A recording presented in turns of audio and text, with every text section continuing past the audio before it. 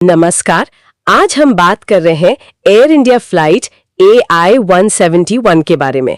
अहमदाबाद में जो हुआ वो सच में बहुत चौंकाने वाला है। हाँ बिल्कुल, टेक ऑफ के फौरन बाद दोनों इंजनों का एक साथ बंद हो जाना, ये बहुत ही असामान्य बात है। बिल्कुल, तो आज हम इसी गुत्थी को थोड़ा समझने की कोशिश करेंगे।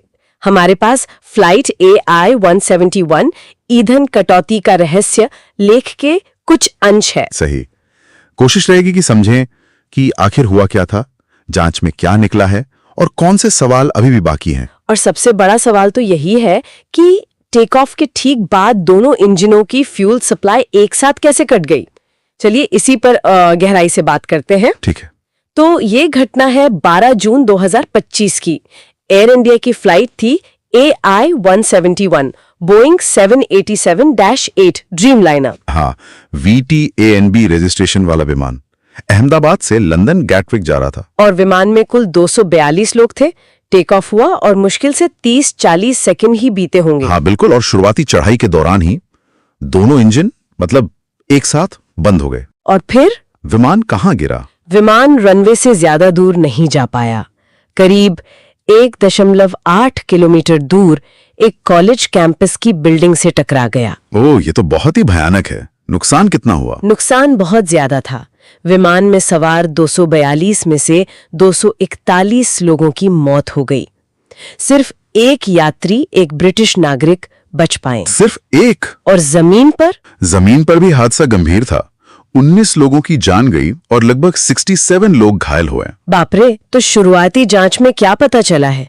ये इंजन बंद क्यों हुए? भारत की जो एयरक्राफ्ट एक्सीडेंट इन्वेस्टिगेशन ब्यूरो है, AAIB, हाँ, उनकी जो पहली रिपोर्ट आई है, हाँ, वो कहती है कि दोनों इंजनों के जो फ्यूल कंट्रोल स्विच होते हैं ना, हाँ, कॉकपिट में, वो लगभग एक ही सेकंड के अंदर रन पोजीशन से कट ऑफ पोजीशन में चले गए। 1 सेकंड के अंदर दोनों? हाँ, दोनों।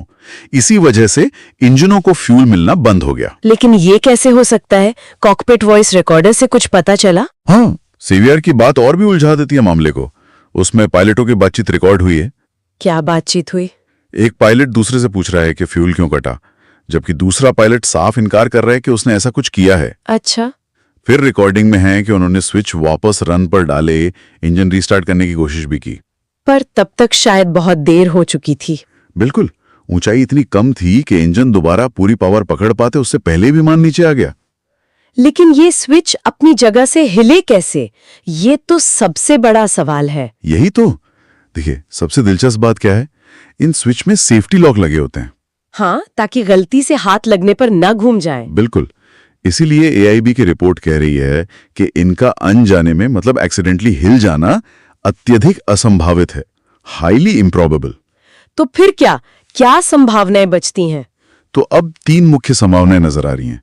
एक, कोई मैकेनिकल गड़बड़ी हुई हो स्विच मैकेनिज्म में ही। 2, अनजाने में हुई कोई मानवीय भूल, हालांकि रिपोर्ट इसे असंभावित बता रही है। या फिर 3, जानबूझकर किया गया कोई काम।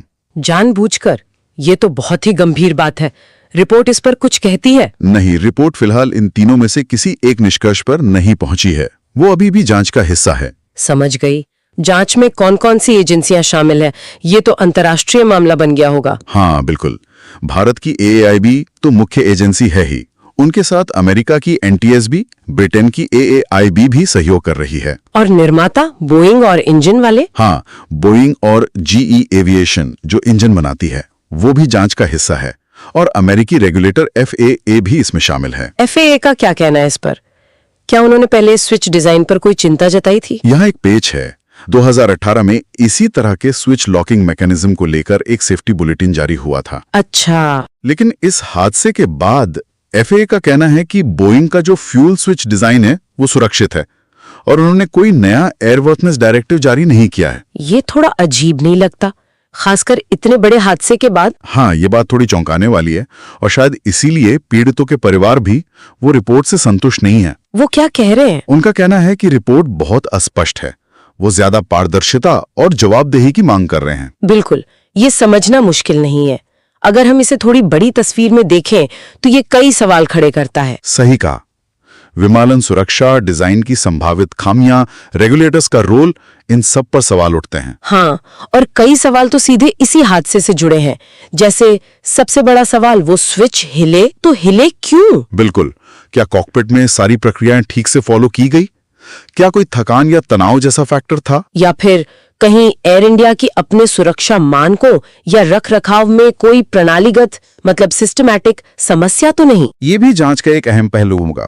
और ये सवाल भी कि एफएए की पुरानी चेतावनियों को क्यों गंभीरता से नहीं लिया गया, अगर वो वाकई संबंधित थी। और सबसे जरूरी सवाल अब ये है कि क्या दुनिया भर में जो 787 विमान उड़ रहे हैं उनके लिए कोई सुधारात्मक उपाय, कोई बदलाव अनिवार्य किए जाएंगे? हाँ, ये जांच के नतीजों पर निर्भर करेगा। ऐतिहासिक रूप से देखें तो हाँ, ये पिछले लगभग 30 सालों में भारत की सबसे घातक विमान दुर्घटनाओं में से एक है। ओह, इससे पहले कौन से बड़े हादसे हुए हैं? आपको याद होगा 1978 में एयर इंडिया फ्लाइट 555 मुंबई के पास समुद्र में गिर गई थी। फिर 2010 में मैंगलोर में एयर इंडिया एक्सप्रेस फ्लाइट 812 का हादसा। हाँ, वो तो याद है। और बेशक 1985 की एयर इंडिया फ्लाइट 182 बम्बारी, जो एक आतंकी घटना थी। यह हादसा उन पुरानी दुखद घटनाओं की याद दिलाता है। सही। तो अब आगे क्या होगा? जांच कब तक पूरी होगी? एआईबी की विस्तृत जांच चल रही है। अंतिम रिपोर्ट आने में अभी कई महीने लग सकते हैं। ये जटिल प्रक्रिया होती है। इस बीच एक जरूरी कदम उठाया गया है। एयर इंडिया के बेड़े में जितने भी 33 ड्रीमलाइनर विमान हैं, उन सभी के निरीक्षण का आदेश दिया गया है। अच्छा, ये तो एहतियाती कदम है। और रेगुलेटरी तौर पे क्या उम्मीद करें? देखिए, जब अंतिम रिपोर्ट आएगी तो दुनिया भर की नियामक संस्थाएं जैसे एफएए, ईएसए वगैरह उसके निष्कर्षों का मूल्यांकन करेंगे। और उसके आधार पर हो सकता है कि विमान उड़ाने की नीतियों में, पायलटों की ट्रेनिंग में या शायद बोइंग के कॉकपिट सिस्टम में ही बदलाव की सिफारिश की जाए। तो मतलब इसका असर काफी दूर तक जा सकता है। बिल्कुल। तो अगर हम सार देखें तो फ्लाइट AI 171 का हादसा एक बहुत ही रहस्यमयी घटना है। वजह लगती है दोनों इंजनों का ईंधन एक साथ कटना। हाँ, और जांच चल रही है, लेकिन वो मुख्य सवाल अभी भी हवा में है। ये मैकेनिकल था, एक्सीडेंटल था या फिर जानबूझ के किया गया था?